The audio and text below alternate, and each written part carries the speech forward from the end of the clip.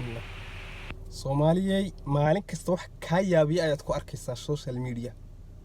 gabadhan hadda la leeyahay maxay ahayd ishak fanaanada deeq afra triyaan lay aasimba maxay ka cabsatay qabriga iyo dhibaatada lagala kulmo way ogtahay in la wada dhimanayo taas way qarsanta laakiin waxay taagan tahay yaan lay aasin hada way qabriga waa la isku asturaa waana waajib adiga haddaad aaminsan tahay inaad xisaab la kulmayso ma iska daysid fisqiga iyo waxaad ku jirto weli waad nooshahay dambi dhaafna waad heli kartaa waqtina waad haysataa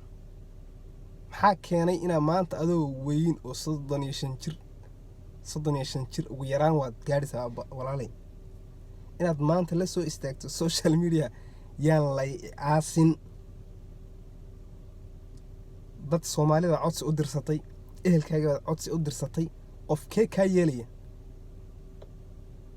adiga haddii cabsi waxaan oo dhan ka yahay walaalayaal waxaad ku jirto dhan iska daa